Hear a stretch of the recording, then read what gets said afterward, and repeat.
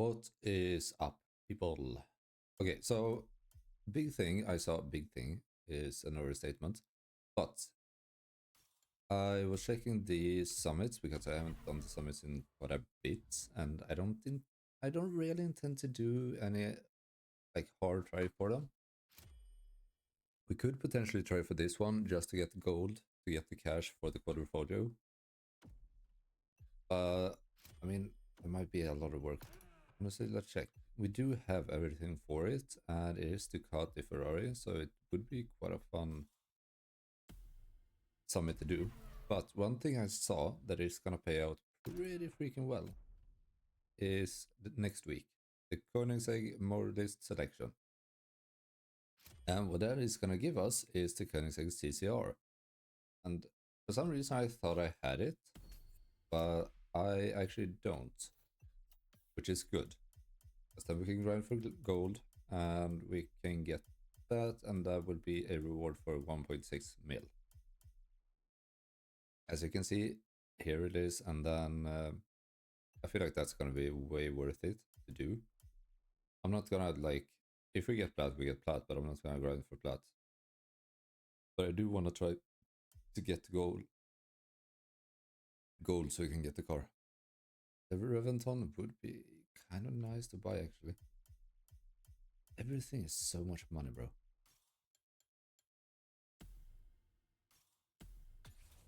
Do I have unspent vehicle points, by the way? Or not vehicle points, legend points? No, I do not. Okay. That is fine. So let's check these races out, because I have no idea. Vehicle loaned, right? I mean, I guess we could do that.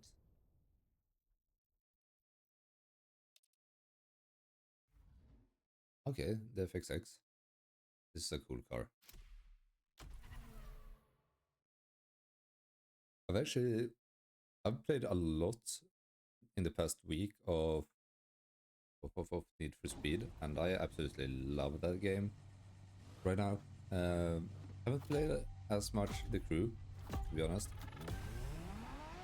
but I feel like, I don't know, I feel like, am I in sequential? I'm in sequential, right? That could very well be the case. So yeah, I feel like the online grinding and stuff, especially for cash, is a lot better in Need for Speed than in this. But I want to find a way to actually grind some in this as well, because even though I absolutely love Need for Speed, like it is so fun. I don't know. I feel like I've always loved the crew. I'm always gonna love the crew. Oh god, I cannot drive the same in this game though. Okay, I gotta readjust a bit. This fog is a problem. Yeah, the controls are very, very different now that I've played it for pretty much a week straight at this point.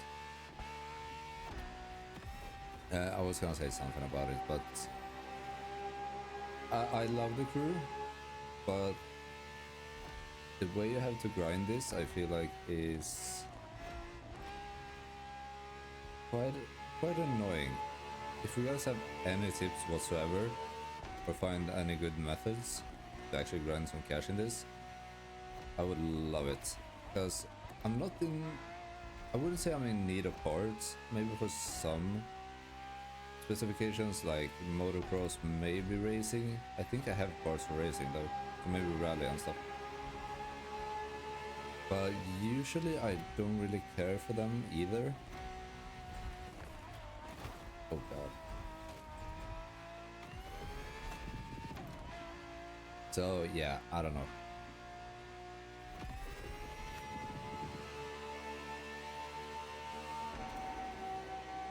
I also know that, I did the community races over on the crew too. Those were a bit different. I don't know if they pay as well as like the New York race and stuff.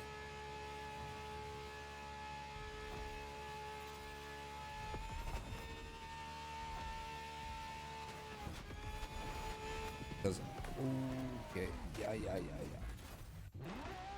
Because I don't know how it is with the payouts on that. And I don't know, do we have community races in this? I don't think we do, right?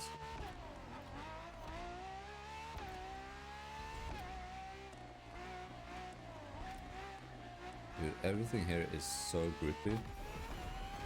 I mean, it is a racing car as well, so it's not surprising that it's grippy.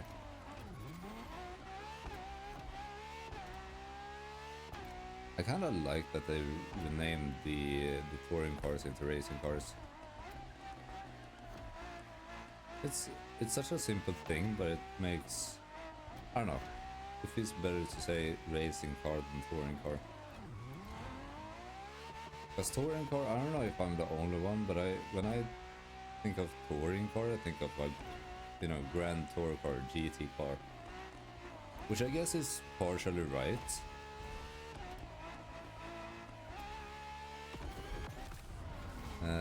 But I mean, the racing bikes were included in the touring car selection, so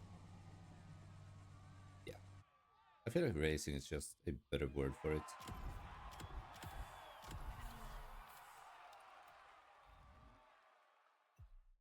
Okay, Ferrari racing, we could use the FXX again.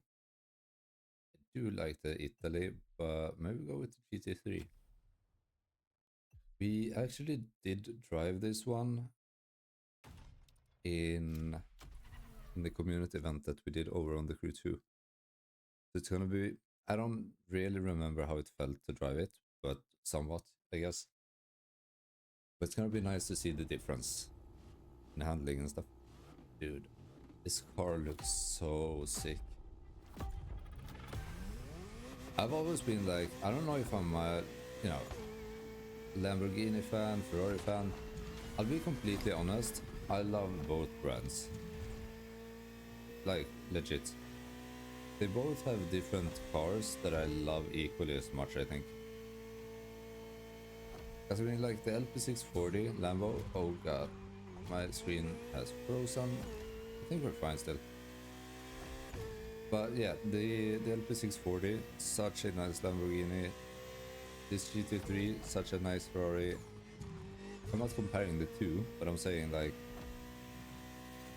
both brands have really good cars. I always think I've been more of a Lambo person, but it's also been, I never want to neglect Ferrari either. I know some people do it because of the history between the two brands and stuff like that.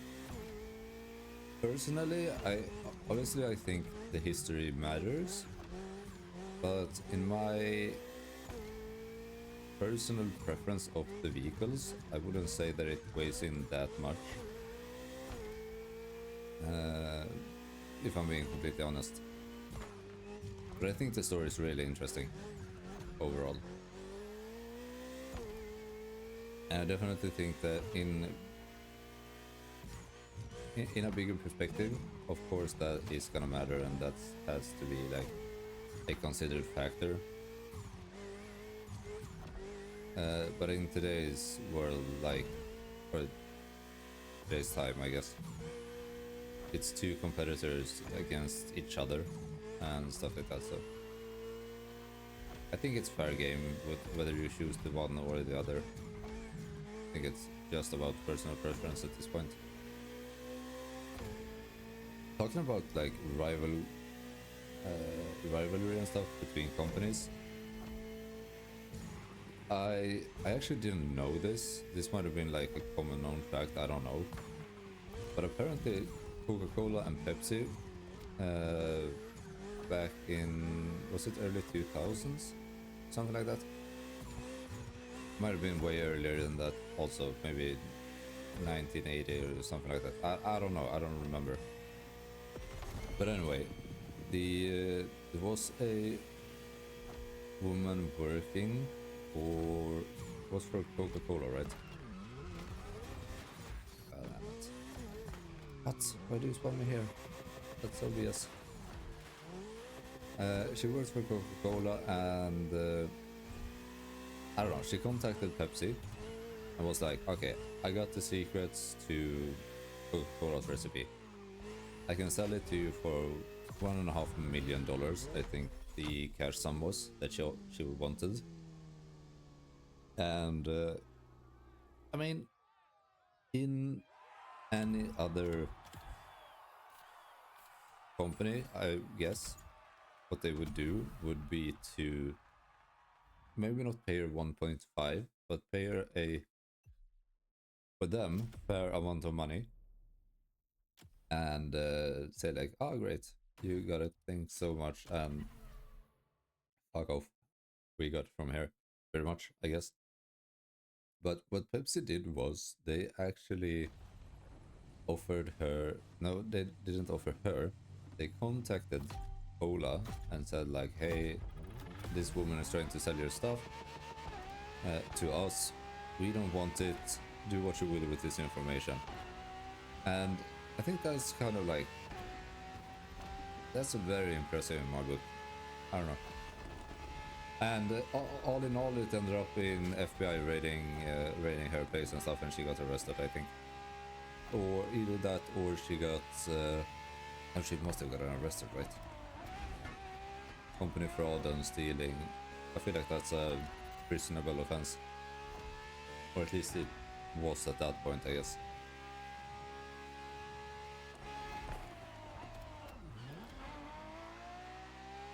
But I don't know, I think it's a kind of funny story. Just purely based on the fact that she... I feel like she must have been so sure that Pepsi was gonna buy it. What would have been funny was if they played along with it, and then when she actually started, you know, transferring files, they were like, yep, it's time to pull the bag, pull the plug. Get down. I don't know, all in all I think it's kind of funny. But it also goes to show that not every company is like, you know, extremely selfish and bad. A lot of them are, for sure. But I feel like to some degree, I mean, obviously there's still money involved, pretty much everywhere in a company. But there are also decisions to be made. And I feel like Pepsi did the right decision there. Because I feel like even though it's seen as a rivalry, like, holy hell. A competition between the two companies, okay, let's call it that.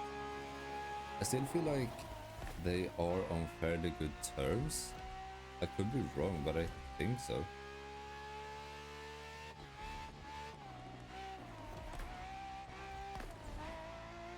Because I mean, if you take Audi and BMW, for example, or BMW, I mean, you can definitely see that there is, I don't want to say beef, but there is competition, obviously. And I'm all for that, okay? Myself, I'm a Audi person pretty blatantly, I would say. But yeah, I mean, good competition is healthy, that's for sure.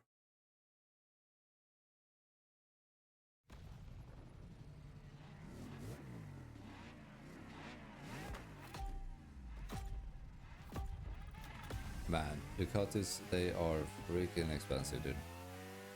But they are so cool. I think it's fair to call, like, I mean, obviously Ducati is their own brand. Okay, I got that. But I think it's kind of fair to say that Ducati is the Lamborghini of bikes. Especially since they are collaborating a lot with Lamborghini. That's kind of why I'm saying it. But they are a high-end bike brand.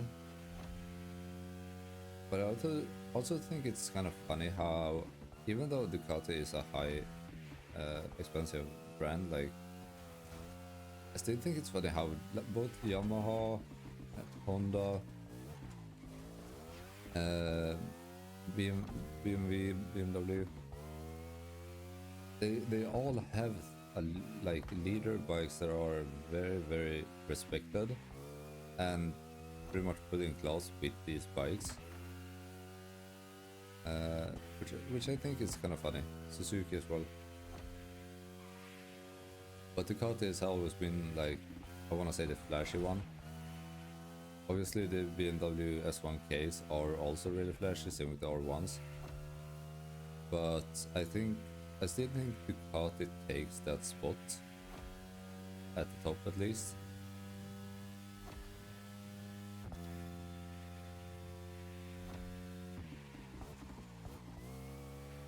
Man, this bike feels so good.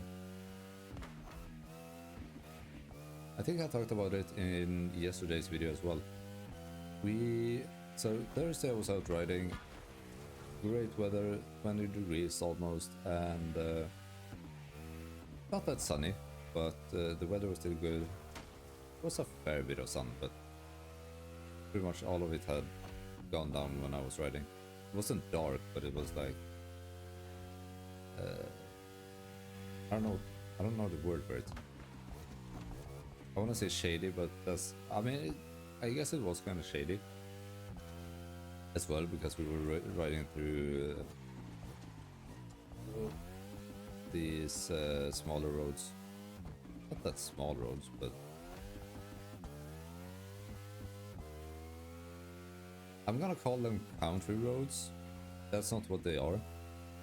It's a pretty common type of road here, but for a lot of people I think it's that live in big cities and stuff, it's gonna be a country road. So yeah, whatever.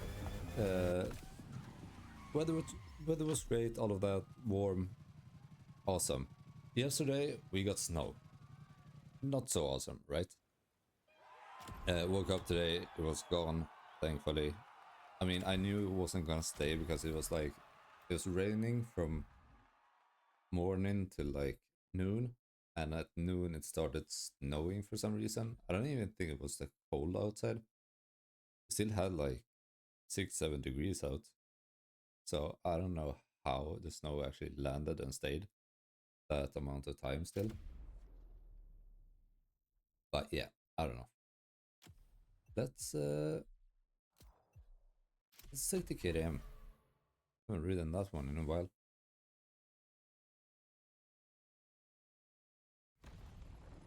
One thing I will give Ivory Tower and Motorfest and stuff, the recent summit playlists that I've done have been really fun. This one is kind of awful for me just because I have not put in the time into this game, so I'm very I'm not that locked in how to actually drive in this game, and that has a impact for sure. Because when I've been playing a lot of Need for Speed and I jump over to this, it's so different. It's extremely different in handling and stuff. I can't send it the way I send it in Need for Speed, and I can't vice versa. I can't send it in Need for Speed the way I send it in this, so that's not completely true, I think. I think I can send it more in Need for Speed. And that's kind of what I've been doing, and it doesn't translate over to this at all. So it is a readjustment period if you want to jump between the games, I think, or just keep playing them both as much as one another. That's on a very rare occasion though, that you play them both the same amount, I feel like. Because I feel like it's more, if you enjoy one game more, you are gonna play that game more, obviously. Which currently for me is Need for Speed. I do really enjoy that game, especially online for some reason.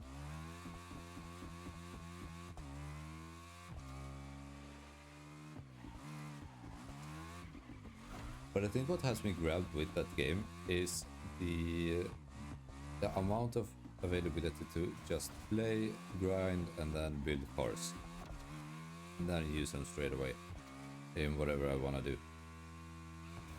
To then use the cars that I just built to do challenges and unlock more cars. Because whatever car I buy in that game, I am able to use it pretty much in any performance category, depending on the car, of course. If I buy a really high-end car, I can't use it in low, low-end races and stuff. That's absolutely fair. But whether I buy a expensive car or a very cheap car, I can probably make it till the highest point. Bit of the same story that is with Forza as well. And yeah, I fancy that a lot. So with that said, I will be playing a lot more Need for Speed for the time being, because I do thoroughly enjoy that. I do want to find my way back into this game as well, if I'm being honest, because I do really like this game.